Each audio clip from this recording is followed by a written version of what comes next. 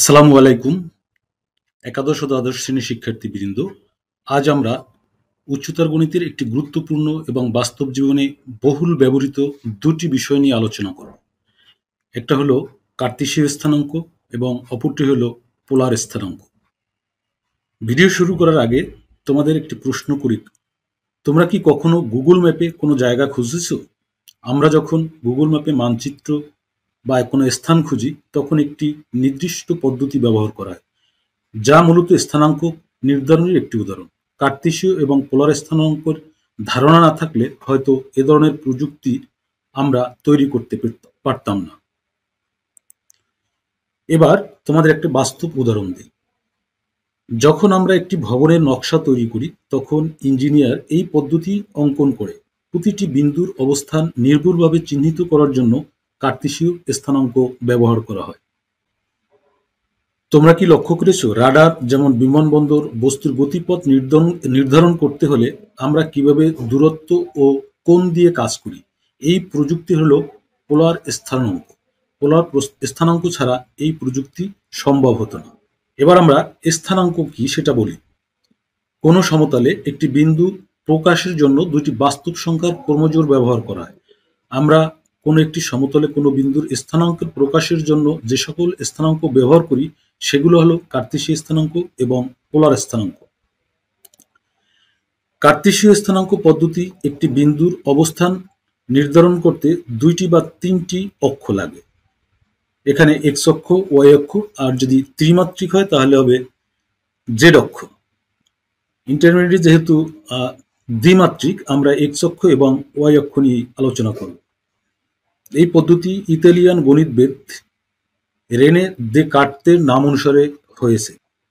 এখানে ও হলো মূলবিন্দু, P x Y এর বিন্দুটা এক্স ওয়াই সমতলে একটা বিন্দু। পি এক্স ওয়াই এর এক্স হলো ভুজ এবং ওয়াই হলো কোটি। এখানে ওএন এবং পিএম সমান, ওএন এবং পিএম হবে এক্স এর মান, ভুজের মান, আবার ওএম আর পিএন এটা হবে সমান, এটা হলো ওয়াই এর কোটির মান। আমরা দেখি প্রথম চতুর্ভাগ, একটা অক্ষ দুইটা অক্ষ চারটা চতুর্ভাগে বিভক্ত করে, এটা হলো প্রথম চতুর্ভাগ। প্রথম চতুর্ভাগে এক্স এবং ওয়াই দুইটার মানই ধনাত্মক। দ্বিতীয় চতুর্ভাগ এক্স এর মান ঋণাত্মক, ওয়াই এর মান ধনাত্মক। তৃতীয় চতুর্ভাগ এক্স এর মান ঋণাত্মক, ওয়াই এর মানও ঋণাত্মক। চতুর্থ চতুর্ভাগে এক্স এর মান ধনাত্মক, ওয়াই এর মান ঋণাত্মক। মনে রাখতে হবে এক্স অক্ষের উপর অবস্থিত যে কোনো বিন্দুর ওয়াই এর স্থানাঙ্ক অর্থাৎ কোটি শূন্য। এই এক্স অক্ষের উপর যে কোনো বিন্দু থাকলে সেটার স্থানাঙ্ক ওয়াই এর শূন্য হবে। আবার ওয়াই অক্ষের উপর যদি কোনো বিন্দু থাকে সেটা ভুজ শূন্য হবে। এবার দেখি পোলার স্থানাঙ্ক। পোলার স্থানাঙ্ক পদ্ধতি একটি বিন্দুর অবস্থান চিহ্নিত করতে এর দূরত্ব এবং কোণের ধারণা থাকতে হয়। এখানে একটি পি বিন্দু, পি বিন্দুটা এই দূরত্ব বিন্দু থেকে কতটুকু দূরত্বে আছে এবং এক্স অক্ষের সাথে কত ডিগ্রি কোণে আছে, এটাই হলো পোলার স্থানাঙ্ক। পোলার স্থানাঙ্ক হলো আর থিটা। পি বিন্দুর স্থানাঙ্ক আর থিটা। এখানে আর হলো ব্যাসার্ধ বা মডুলাস, ব্যাসার্ধ ভেক্টর বলা হয়, এবং ওকে বলা হয় পোল, থিটাকে বলা হয় ভেক্টোরিয়াল কোণ বা আর্গুমেন্ট। কার্তেশীয় স্থানাঙ্ক এবং পোলার স্থানাঙ্কের মধ্যে আমরা একটু সম্পর্ক দেখব। কার্তেশীয় স্থানাঙ্ক পি এক্স ওয়াই ছিল এটা, আর পোলার স্থানাঙ্ক হলো আর থিটা।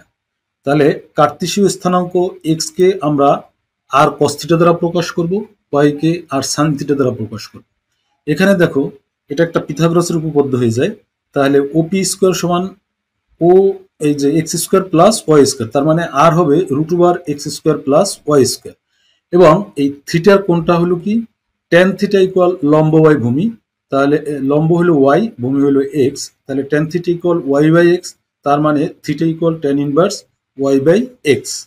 মনে রাখতে হবে এই পি এক্স ওয়াই বিন্দুটি চারটি অবস্থানের উপর ভিত্তি করে এই থিটা কোণটা নির্ধারণ করতে হবে।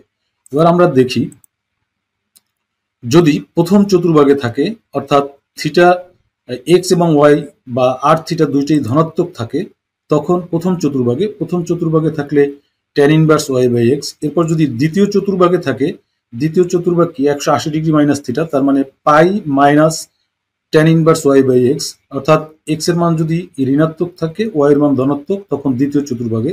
তৃতীয় চতুর্ভাগে দুইটাই ঋণাত্মক, তৃতীয় চতুর্ভাগে এটা, তাহলে এটা হবে কি 180 প্লাস থিটা, 180 প্লাস থিটা। এবং চতুর্থ চতুর্ভাগ হলো এটা, চতুর্থ চতুর্ভাগে হলো এক্স এর মান ধনাত্মক ওয়াই এর মান ঋণাত্মক, তার মানে তখন থিটার মান হবে 2 পাই, এটা কত 360 ডিগ্রি পর্যন্ত আসলে, তাহলে 2 পাই মাইনাস থিটা। এভাবে আমরা আর্গুমেন্ট বা কোণ নির্ণয় করব। আমরা একটু সংক্ষেপে দেখি। এক্স ওয়াই দুইটাই যদি ধনাত্মক থাকে তখন theta equal tan inverse Y by X. যদি একটা ঋণাত্মক অর্থাৎ এক্স এর মান ঋণাত্মক ওয়াই এর মান ধনাত্মক হয় তখন pi minus tan inverse Y by X. দুইটাই ঋণাত্মক তখন pi plus tan inverse Y by x.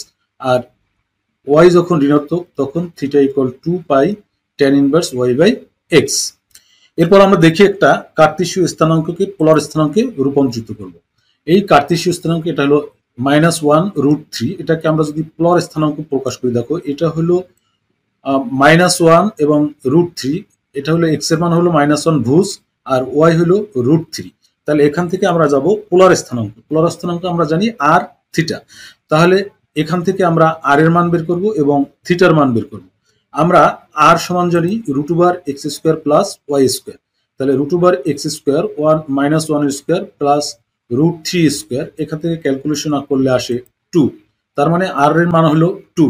এবার দেখো এটা কোন চতুর্ভাগে, মাইনাস প্লাস, মাইনাস এক্স এর মান মাইনাস বাম দিকে, ওয়াই এর মান প্লাস উপরে, তার মানে দ্বিতীয় চতুর্ভাগে। তাহলে আমরা দ্বিতীয় চতুর্ভাগের জন্য কি বলছিলাম, pi minus tan inverse Y by X, তাহলে pi minus tan inverse Y by X, তাহলে ওয়াই বাই এক্স -1 বাই √3, এটা ধনাত্মক মান হবে সবসময়, যেহেতু এটা মডুলাস আছে ধনাত্মক মান বসাবা। তাহলে pi minus tan inverse Y by X, Y হলো √3 আর 1 হলো এক্স, তাহলে tan ইনভার্স √3 মান আমরা জানি 60 ডিগ্রি, তাহলে পাই 180 মাইনাস 60 ডিগ্রি সমান 120 ডিগ্রি, তার মানে থিটার মান হলো 120 ডিগ্রি।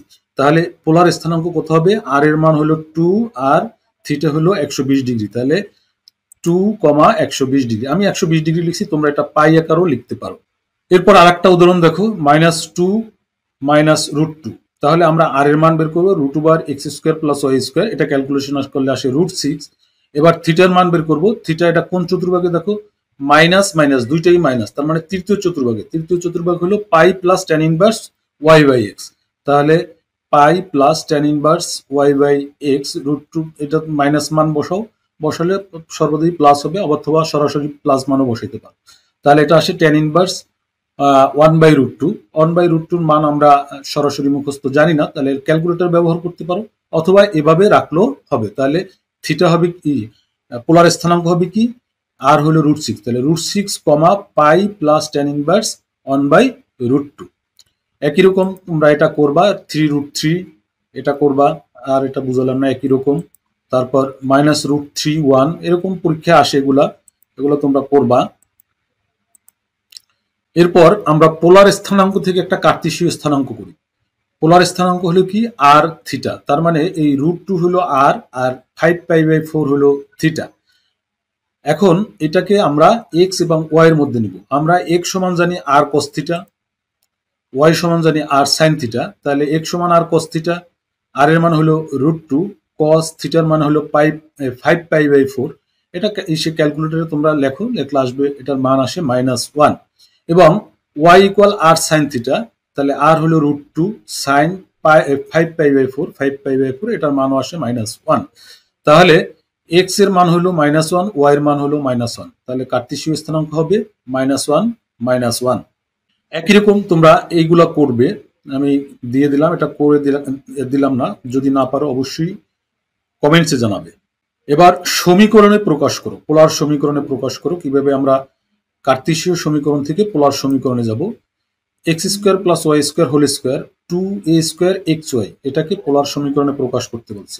আমরা জানি x² প্লাস ওয়াই স্কোয়ার সমান r², তারপর আর এক্স সমান জানি আমরা, এই এক্স সমান জানি আর কস থিটা এবং ওয়াই সমান জানি আর সাইন থিটা। তাহলে আমরা মান বসাই দিই, এই x² প্লাস ওয়াই স্কোয়ার পরিবর্তে আর স্কোয়ার এবং একটা স্কোয়ার আছে, এর স্কোয়ার হোল স্কোয়ার দিয়ে দিলাম। এই 2 থাকলো, এ স্কোয়ার থাকলো, এক্স সমান আর কস থিটা, ওয়াই সমান আর সাইন থিটা। এখন এইদিকে আর আর গুণ করলে হয় আর স্কোয়ার, আর এদিকে আছে আর টু দি পাওয়ার 4, দুই পাশ থেকে আমরা আর স্কোয়ার বাদ দিয়ে দিই, তাহলে থাকে R square equal A square two sine theta cos theta. এখন এটাকে আমরা একটা সূত্র নিতে পারি, two sine theta cos theta হলো সাইন টু থিটা, তাহলে R square equal A square sine two theta. এটা হলো আমাদের অ্যান্সার। এরপর আর একটা দেখি আমরা এটা করতে পারো কিনা। দেখো X Y square equal 1 minus 2x, তাহলে আমরা ওয়াই স্কোয়ারের মান জানি না, আমরা জানি X square plus Y square equal R square. তাহলে দুই পাশে আমাদের এখানে যদি এক্স স্কোয়ার থাকতো তাহলে আমরা আর স্কোয়ার বসাইতে পারতাম, অথবা ওয়াই স্কোয়ারের পরিবর্তে তোমরা আর স্কোয়ার মাইনাস এক্স স্কোয়ার বসাইতে পারো। আমি দুই পাশে এক্স স্কোয়ার যোগ করে দিলাম, দুই পাশে এক্স স্কোয়ার যোগ করলাম, তাহলে X square plus Y square এটুকের পরিবর্তে আমরা আর স্কোয়ার লিখতে পারি। আর এটা দেখো একটা সূত্র হয়ে যায়, এ square minus two A B plus B square, তার মানে 1 মাইনাস এক্স হোল স্কোয়ার হয়ে যায়। আর এইদিকে আর স্কোয়ার আমরা মান বসাই দিলাম। এখন দুই পাশকে বর্গমূল করলে আর ইকুয়াল 1 মাইনাস এক্স, আর ইকুয়াল 1 মাইনাস এক্স। এবার এক্স এর মানটা আমরা বসাইতে পারি, এক্স এর মান হলো আর কস থিটা, তাহলে আমরা বসাই দিলাম আর কস থিটা বসাই দিলাম, আর কস থিটা এক্স এর মান। এখন এভাবেই তোমরা অ্যান্সার লিখতে পারো, অথবা আর কমন নিয়ে 1 প্লাস কস থিটা ইকুয়াল 1 লিখতে পারো, আর কমন নিয়ে রাখতে পারো। একই রকম তোমরা বাসায় প্র্যাকটিস করবে এইগুলো। আর টু এ কস থিটা, টু এ কস থিটা, এখানে দেখো দুই পাশে আর যদি আমরা গুণ করে দিই তাহলে আর স্কোয়ার হয়, আর এখানে আর কস থিটা হয়, তখন আমরা মান বসাইতে পারবো। এবার তোমরা চেষ্টা করবো, আমি উদাহরণ দিয়ে অ্যান্সার দিয়ে দিছি, তোমরা এগুলা চেষ্টা করবা। যদি এরকম ভিডিও পেতে চাও অবশ্যই চ্যানেলটা সাবস্ক্রাইব করে রাখবো। সবাইকে অসংখ্য ধন্যবাদ।